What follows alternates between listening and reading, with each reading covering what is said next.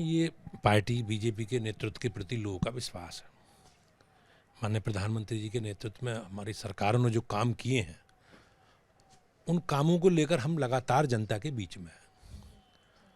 और जो काम नगर निकाय क्षेत्र में है या और उत्तर प्रदेश की सरकार ने जो बिजली, पानी, सड़क, शिक्षा, स्वास्थ्य, सुरक्षा सारे विषयों पर काम किया, उसी का परिणाम है ये कि उत्तर प्रदेश नगर निकाय चुनाव में भाजपा को उत्तर प्रदेश की महान जनता ने इतना बड़ा जनादेश देकर हम लोगों को एक विकास की जो हमारा एजेंडा है उस पर मोहर लगाई।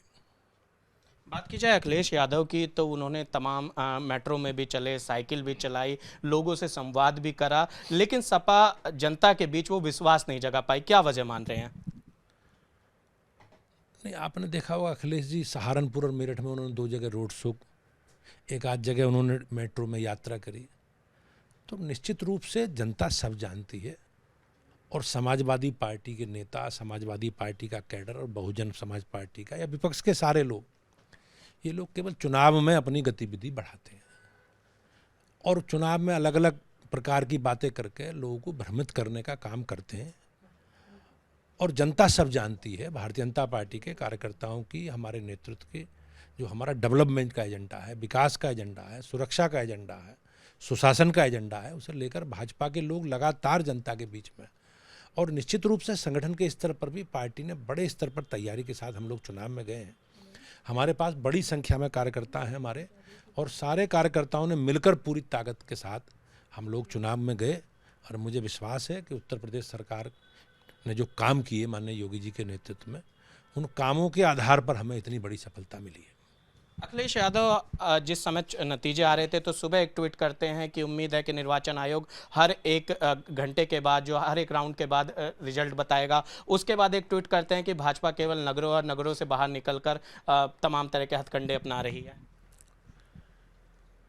नहीं, अब इस तरह का व्यवहार राजनीतिक क्षेत्र में अखिलेश जी जैसे बड़ी पार्टी के नेता को इस तरह का व्यवहार नहीं करना चाहिए। ये जनादेश का अपमान है। लोकतंत्र में जनता का निर्णय अंतिम है और हमें जनता का आदेश, निर्णय का सम्मान करके हमें अपनी अगली बात तैयारी करनी चाहिए। अब ये लोग परंपरा इन्होंने बना ली, जब हारेंगे इलेक्शन कमीशन को दोष देंगे, संवैधानिक संस्थाओं पर प्रश्न खड़े करेंगे, ईवीएम पर प्रश्न खड़े करेंगे। अब ईवीएम में मान लो नगर निगम में बीजेपी जीती है, लेकिन बीजेपी बड़ी संख्या में नगर पालिकाओं में भी जीती है, बीजेपी बड़ी संख्या में नगर पंचायतों में भी जीती है, वहाँ तो बैलेट पेपर से चुनाव हुए हैं। तो अपनी जिम्मेवारी से भागना नहीं चाहिए।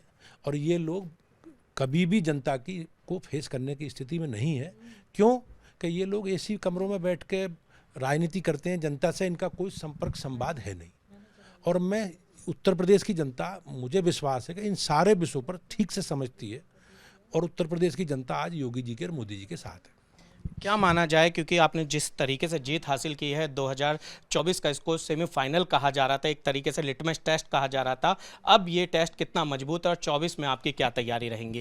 नहीं, लोकतंत्र में हमेशा अच्छा करने की चुनौती सबके साथ रहती है और जनता ने, महान जनता ने जो काम हमें सौंपे हैं, हम जनता की बेहतरी के लिए काम करेंगे और संकल्प के साथ करेंगे। और जो हमारा एजेंडा है उस एजेंडे के आधार पर हम लोग आगे बढ़ेंगे।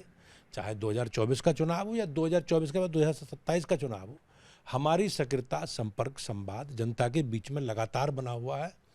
और उत्तर प्रदेश की जनता का, देश की जनता का गठबंधन मोदी जी से है और मोदी जी का गठबंधन जनता से है। आखिरी सवाल, जीत का श्रेय किसको दे रहे हैं, क्योंकि आप भी इसमें एक नायक रहे हैं?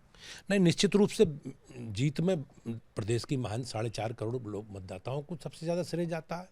और भारतीय जनता पार्टी के असंख्य कार्यकर्ताओं ने जो हमारी सरकार के काम थे, मोदी जी के और योगी जी के जो काम थे, उन कामों को लेकर जनता के बीच में लगातार हमने उन्हें बताने का काम किया, उन विषयों को रखने का काम किया और उसी का परिणाम है कि इतनी बड़ी सफलता मिली। शुक्रिया हमसे बातचीत करने के लिए। ये थे हमारे साथ बीजेपी के प्रदेश अध्यक्ष भूपेंद्र चौधरी जी। वीडियो जर्नलिस्ट संजय वन के साथ निशांत राय, न्यूज़ स्टेट, दिल्ली।